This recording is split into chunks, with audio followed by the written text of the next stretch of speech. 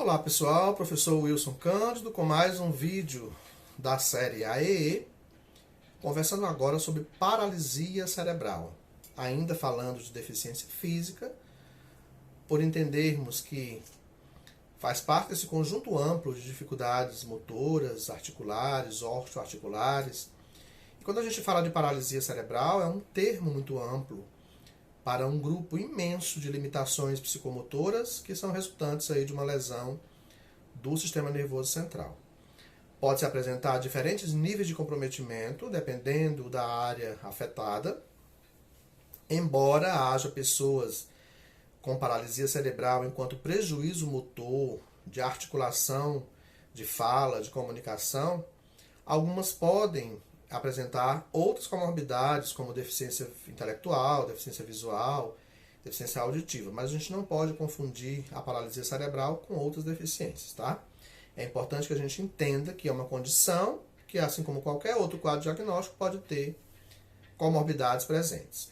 Então, a paralisia cerebral é um conjunto de desordens permanentes que afetam o movimento e a postura, ocorrem devido a um distúrbio durante o desenvolvimento do cérebro, na maioria das vezes antes do nascimento ou durante o trabalho de parto.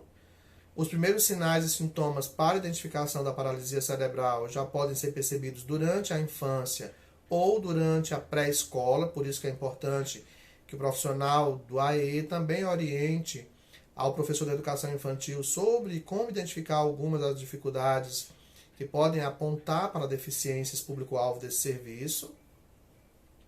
Dentre as principais dificuldades da paralisia cerebral, a gente tem dificuldades com a deglutição, a amplitude do movimento pode ser reduzida em várias articulações, pode ter rigidez muscular, contrações musculares involuntárias, e isso vai trazer prejuízos nas habilidades funcionais do sujeito no seu dia a dia, variando de nível e intensidade, dependendo de como cada caso se apresenta.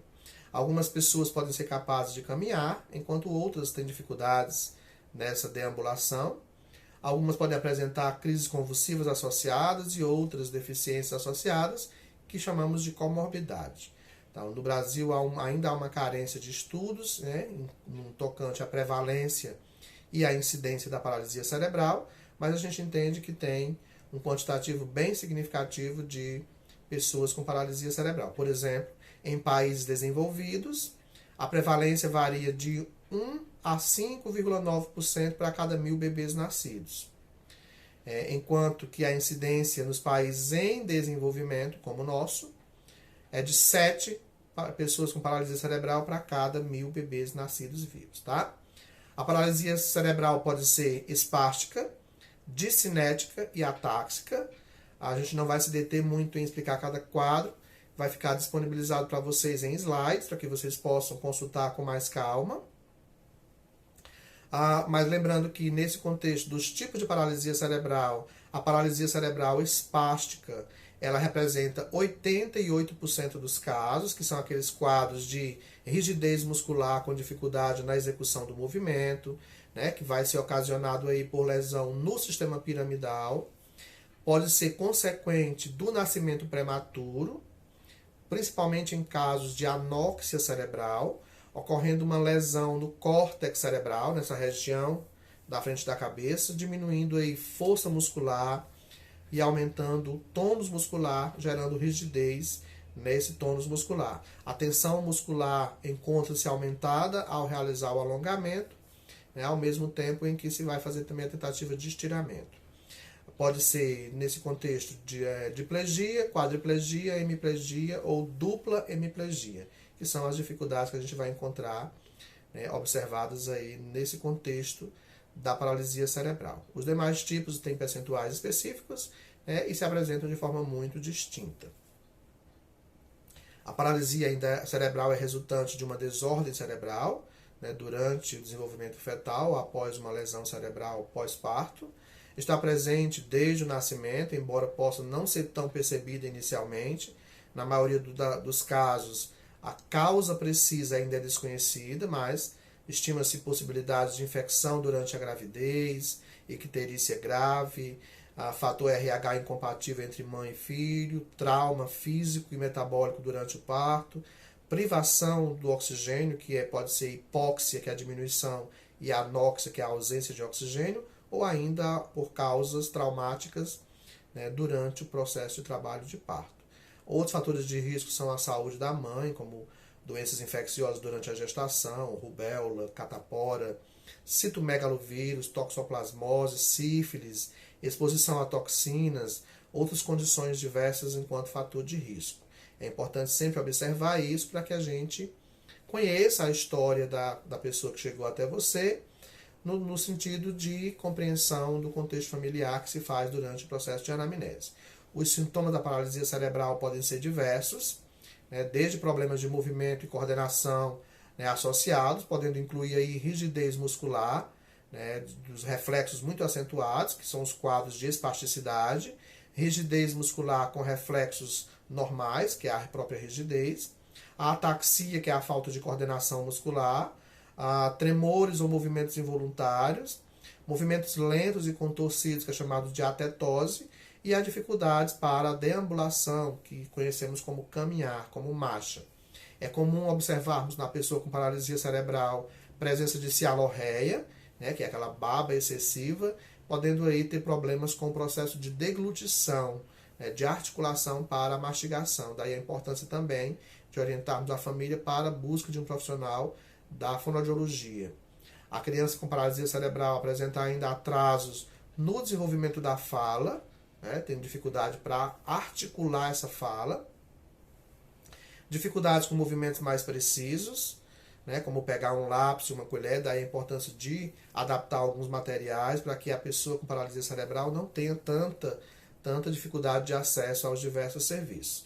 Podem ter outras condições comórbidas associadas e é importante que a gente fique atento para criarmos estratégias de fato funcionais.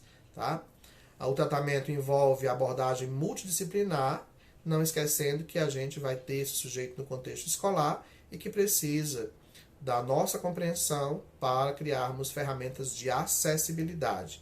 E nesse contexto, as tecnologias assistivas são muito bem-vindas, desde engrossadores de lápis, a aranha-mola que pode fixar na mão da criança para ajustar o lápis, adaptadores de lápis, engrossadores de lápis, ponteiras para o uso do teclado do computador, que podem ser muito funcional se ela tiver algum movimento manual, tesouras adaptadas que facilite o abrir e fechar da mão para o corte, alguns recursos de engrossadores que são funcionais para o uso de atividades da vida diária, como o uso do garfo, da colher, né, do adaptador que possa facilitar na hora de fechar o botão e abrir. Então, nossos recursos de acessibilidade são imensos, são infinitos, desde cadeiras de rodas adaptadas que podem levantar a criança e ficar de pé, melhorando aí a circulação, adaptadores para escrita e alimentação que podem ser acoplados a cadeiras de roda.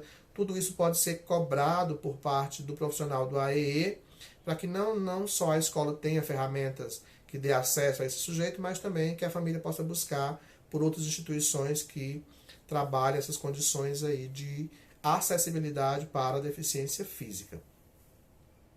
É importante não esquecer que o brincar, a utilização do recurso lúdico para pessoas com deficiência física trazem grandes benefícios. É importante que promova-se o encaminhamento da família para buscar por terapia de integração sensorial com a terapia ocupacional e recursos tecnológicos adaptados, material adaptado, levando sempre em conta cada dificuldade que a pessoa com paralisia cerebral apresenta, respeitando aí que é uma condição de deficiência física, onde eu vou poder utilizar-se de pranchas inclinadas que facilite a visualização dos recursos que eu estou estimulando. Vou fazer uso de recursos visuais, como figuras e imagens, como ferramentas interessantes. E aí, 5 dicas importantes para o profissional do AE no tocante à paralisia cerebral. Observar a melhor e mais funcional apreensão para o aluno, trabalhar com proprioceptividade, consciência corporal, promover sempre atividades sensoriais que melhore a regulação sensorial, tratar a pessoa com deficiência física de acordo com a idade que ela tem, nunca subestimar, perguntar sempre quais são as suas necessidades e trabalhar utilizando de atividades alternativas complementares e suplementares à vida escolar desse sujeito. Isso gera acessibilidade e promove aprendizado. Paralisia cerebral, esse foi o nosso assunto de hoje. Abraço e até o nosso próximo vídeo.